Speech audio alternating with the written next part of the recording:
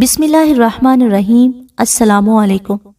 کمرے کی تاریکی میں پھیلتی روشنی صبح کا پیغام دے رہی تھی۔ پرندوں کی چہچہاہٹ خدا کی حمد و ثنا میں مصروف تھی۔ شاہانہ بیگم فجر کی نماز کی ادائیگی کے بعد جائے نماز پر بیٹھی بڑے انہماک سے ورد کرنے میں مشغول تھیں۔ ان کے شوہر اظفر علی فجر کی نماز مسجد میں ادا کرنے گئے تھے۔ کچھ دیر بعد وہ لوٹے تو شاہانہ بیگم وظیفہ مکمل کر چکی تھیں۔ وہ کچن میں جا کر چائے تیار کرنے لگیں۔ اندر کمرے سے اظفر علی کی کسی سے فون پر باتیں کرنے کی آوازیں آ رہی تھی۔ خدا خیر کرے، اتنی صبح کس کا فون آ گیا؟ شاہانہ بیگم کے دل میں طرح طرح کے خدشات جنم لینے لگے۔ تبھی اظفر علی کچن کے دروازے پر آ موجود ہوئے۔ اتنی صبح کس کی کال آ گئی تھی؟ خیر تو ہے؟ وہ چولہا دھیما کرتے ہوئے گویا ہوئی۔ سامیہ کی کال تھی۔ خیریت ہی ہے؟ اچھا، اتنے سویرے اس نے کال کیسے کر لی؟ جب دیکھو مصروف ملتی ہے۔ جاب اور بچوں سے فرصت ملے تو ماں سے ملنے کا خیال آئے۔ شاہانہ بیگم کو سامیہ کا میکے کم کا معنی بہت کھلتا تھا۔ وہ کئی مرتبہ اسے کہہ چکی تھی کہ وہ جلدی چکر لگا لیا کرے۔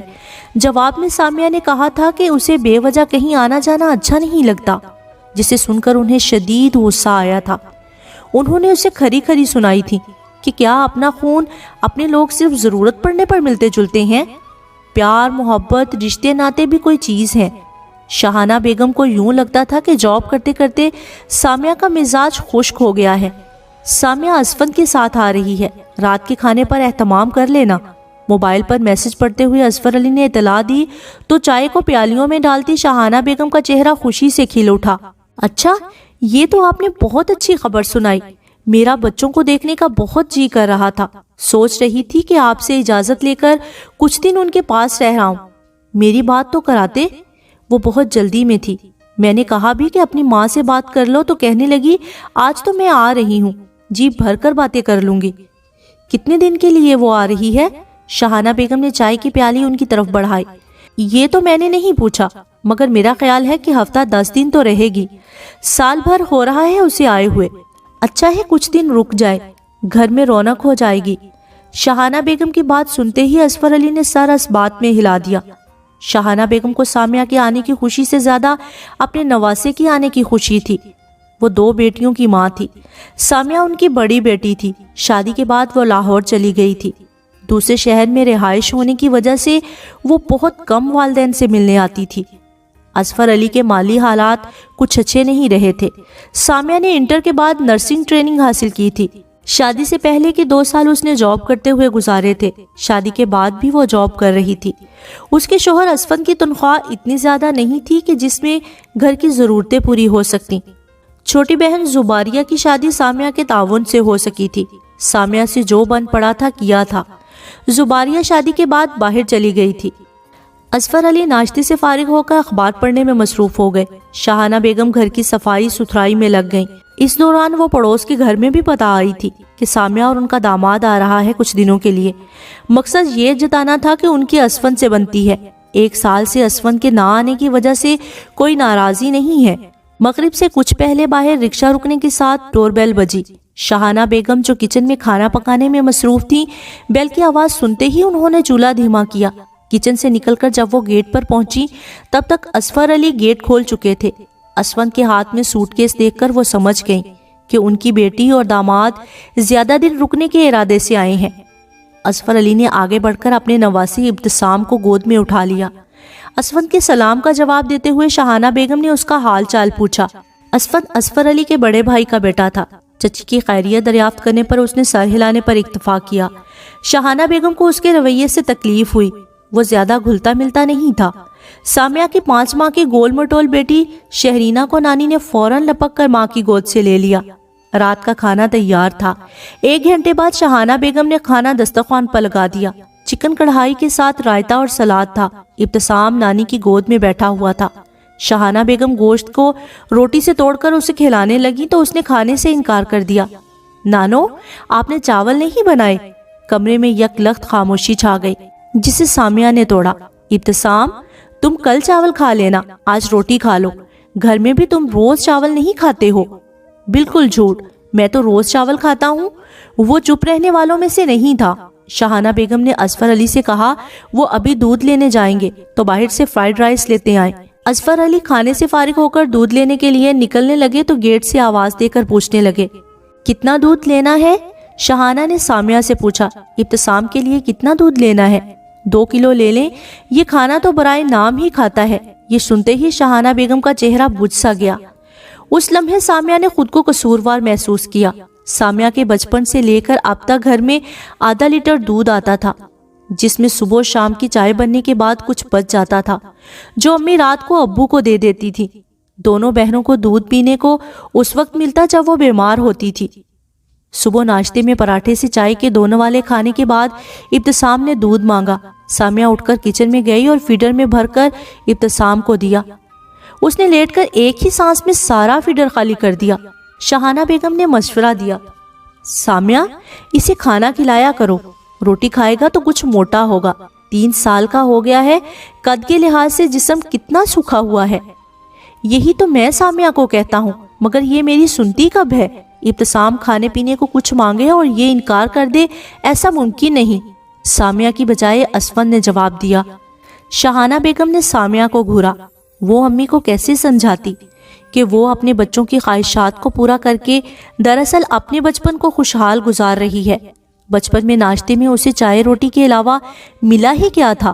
اسکول میں بھی اسے لنچ کے لیے کوئی چیز نہیں ملتی تھی۔ اسکول میں بھی اپنی ساتھی لڑکیوں کو کوئی چیز کھاتے دیکھ کر اس کی طبیعت بھی للچاتی تھی۔ وہ جب بھی امی سے کوئی چیز کھانے کے لیے پیسے مانگتی تو عام طور پر اسے بری طرح ڈانٹ پڑتی تھی۔ اس وقت اسے امی پر غصہ آتا تھا، اس کی امی کتنی بری ہے جو اور بچیوں کی ماؤں کی طرح اسے بازار سے خرید کر کھانے کے لیے پیسے نہیں دیتی ہیں۔ مگر جیسے جیسے اس نے شعور کی منزل پر قدم رکھا، اس کی سمجھ میں ماں کی مجبوری آ گئی۔ وہ اور زباریہ جو تعلیم حاصل کر پائی تھی، اس کے پیچھے امی کی سلیقہ مندی کا ہاتھ تھا۔ ابو تو چاہتے تھے کہ میٹرک کے بعد بیٹیاں آگے نہ پڑھیں۔ ان کی ناکافی تنخواہ میں گھر کا خرچہ بامشکل پورا پڑتا تھا۔ یہ تو امی کا سہارا تھا کہ وہ گھر میں دن بھر بیٹھی کپڑوں کی سلائی کرتی رہتی۔ جو تھوڑے بہت پیسے ملتے ان سے وہ بچیوں کی تعلیم کے اخراجات کو پورا کرتی۔ نرسنگ کی تعلیم کو مکمل کرتے ہی سامیہ کو ایک اچھے ہاسپٹل میں جاب مل گئی۔ وہ اپنی سہیلیوں کے سامنے اعتراف کرتی کہ اسے تعلیم دلوانے اور بنانے والی اس کی ماں ہے۔ شام میں ابتسام صحن میں بیٹھے نانا کے پاس چلا گیا۔ نانا کھرپی لیے کیاری کے پاس بیٹھے تھے۔ وہ ان سے پودوں کے نام پوچھنے لگا۔ کچھ دیر بعد اس نے مما کو حکم دیا، مما دودھ دیں، مجھے بھوک لگ رہی ہے، تھوڑی دیر صبر کرو، کھانا پک رہا ہے، کھا لینا۔ سامیہ نے اسے سمجھانا چاہا، نہیں مما میں دودھ پیوں گا، گھر میں تو آپ فوراً دے دیتی ہیں۔ اسفند فوراً بولا، یہ بھلا کہاں مانے گا، دے دو، اس کی عادت تو تم نے بگاڑی ہے۔ دودھ دیتے وقت سامیہ کا دماغ حساب لگا رہا تھا کہ جس حساب سے امی کا خرچہ ہو رہا ہے، پورے مہینے کے پیسے چند دن میں برابر ہو جائیں گے۔ سامیہ کو امی کے گھر آئے چوتھا روز تھا۔ وہ شہرینہ کو سلا کر کچن کی طرف نکلی تو ابتسام کو نانو سے مصروف گفتگو پایا۔ نانو آپ کیا پکا رہی ہیں؟ اپنے بچے کے لیے کسٹرڈ پکا رہی ہوں، تمہیں پسند ہے نا؟ ہاں مجھے کسٹرڈ بہت اچھا لگتا ہے۔ شاہانہ بیگم ایک محبت بھری نظر نواسے پر ڈالتے ہوئے سامیہ سے بولی، سامیہ کسٹرڈ تیار ہو گیا ہے، ڈش میں نکال کر فریج میں ٹھنڈا ہونے کے لیے رکھ دو۔ میں نے گوشت میں سبزی ڈال دی ہے، تم دیکھ لینا، میں ابتسام کو لے کر پڑوس میں جا رہی ہوں۔ جی امی آپ جائیں، میں دیکھ لوں گی۔ شاہانہ بیگم ابتسام کا ہاتھ پکڑے پڑوس میں نکل گئیں۔ 1 گھنٹے بعد جب وہ لوٹی تو سامیہ نے ان کے آتے ہی دوپہر کا کھانا لگا دیا۔ ٹنڈے گوشت کو دیکھتے ہی ابتسام نے برا سا منہ بنایا، میں یہ نہیں کھاتا، چکن کھاتا ہوں، جو پکا ہے کھا لو ورنہ 1 لگاؤں گا۔ اسفند نے غصے سے گھورا۔ شاہانہ بیگم نے پیالے میں کسٹرڈ نکال کر ابتسام کو کھلانے کے لیے بڑھایا۔ ابتسام نے کسٹرڈ کو دیکھتے ہی منہ پھیر لیا۔ کھاؤ نا، بچے غصہ نہیں کرتے۔ میں نہیں کھاتا، وہ نروٹھے پن سے بولا۔ کیوں نہیں کھاتے، 1 ہاتھ لگاؤں؟ اسفند کو ایک دم غصہ آ گیا۔ نانو نے بالکل خراب کسٹرڈ بنایا ہے، مما کسٹرڈ میں کیک اور جیلی ڈالتی ہیں، مجھے یہ نہیں کھانا۔ اسفند کا ہاتھ یہ سنتے ہی ایک دم اٹھا اور پوری قوت سے ابتسام کے گال پر پڑا۔ ابتسام کارپٹ پر لڑک گیا۔ اس نے پوری قوت سے چیخ کر رونا شروع کر دیا، قبل اس کے کہ اسفند مزید اسے مارتا۔ شاہانہ بیگم اسے سمجھانے لگی۔ سامیہ ابتسام کو گود میں اٹھا کر صحن میں لے گئی۔ اسفند کھانا کھا کر صحن میں آیا تو ابتسام ہلکے ہلکے سسک رہا تھا۔ اس نے ابتسام کو اپنی گود میں لے لیا۔ وہ اس کے سینے پر سر رکھ کر سسکنے لگا۔ آپ تو غصے میں بالکل آؤٹ ہو جاتے ہیں، اتنا غصہ کیوں آتا ہے آپ کو؟ پوری قوت سے آپ نے اس کے گال پہ مارا ہے، خدا نہ خواستہ آنکھ کو نقصان پہنچ جاتا تو؟ نہ سمجھ ہے بچہ۔ پیزا کھاؤ گے؟ اسفند نے ابتسام سے پوچھا تو اس نے ناراضی کے باوجود سر اس بات میں ہلا دیا۔ شاہانہ بیگم رسی پر سے دھلے کپڑے اتار رہی تھی، گلی میں پھل والے کی آواز آ رہی تھی۔ نانو جلدی سے مجھے کنو دلائیں، مجھے فروٹ کھانا ہے۔ وہ ہاتھ پکڑ کر انہیں گھسیٹنے لگا۔ مجبوراً انہیں کنو خریدنے پڑے۔ مہینے کا آخر تھا، ان کے پاس گنے چنے روپے تھے۔ 1 درجن کنو خریدنے میں وہ پیسے ٹھکانے لگ گئے تو وہ خاصی پریشان ہو گئیں۔ رات انہوں نے اپنی پریشانی کا ذکر شوہر سے کر دیا۔ سنیں، آپ صبح بینک سے جا کر کچھ رقم نکال لائیے گا، میرے خرچے کے پیسے ختم ہو گئے ہیں۔ ابھی تو 1 تاریخ میں کافی دن ہے، اکاؤنٹ میں پیسے کہاں ہیں؟ 1 تاریخ کے بعد ہی پیسے مل سکتے ہیں۔ خیر تم فکر نہ کرو، میں کسی سے ادھار پکڑ لوں گا۔ شاہانہ بیگم اور ان کے شوہر کا فکس ڈپازٹ تھا، جس سے انہیں اتنی رقم مل جاتی تھی کہ مہینہ عزت سے گزر جاتا تھا۔ ادھار تو آپ لے لیں گے، اتارنا مشکل ہو جائے گا۔ جب تک سامیہ یہاں پر ہے میں اسے کہہ دوں گی کہ وہ ابتسام کے لیے اس کی پسند کا کچھ بنا لیا کرے۔ اپنی پسند کی چیز دسترخوان پر نہ دیکھ کر وہ ضد کرتا ہے۔ اسفند کے مزاج کا تو آپ کو پتا ہے، وہ غصے کا کتنا تیز ہے۔ سامیہ اتنے دنوں بعد تو آئی ہے، داماد کی خاطر و مدارت کرو۔ جب تک وہ لوگ یہاں ہیں تم دال سبزی مت پکانا۔ شاہانہ بیگم نے سر ہلایا، پھر کہنے لگی، اچھا ہے سامیہ یہاں کم آتی ہے، میں تو سوچ رہی تھی کہ اسے کہوں گی مزید کچھ دن رک جائے۔ بہتر ہی ہوا کہ میں نے اسے رکنے کے لیے نہیں کہا، ہماری مالی حالت کہاں اجازت دیتی ہے کہ ہم مہمانداری کا بوجھ اٹھائیں۔ ماں کا کہا ہوا ایک ایک لفظ کمرے کے باہر کھڑی سامیہ سن رہی تھی۔ بچوں کو سلانے کے بعد اس نے سوچا تھا کہ سکون سے کچھ دیر امی ابو سے باتیں کرے گی، مگر کمرے میں داخل ہونے سے قبل اس نے ان کی آپس میں ہونے والی گفتگو سن کر اندر جانے کا ارادہ ملتوی کر دیا۔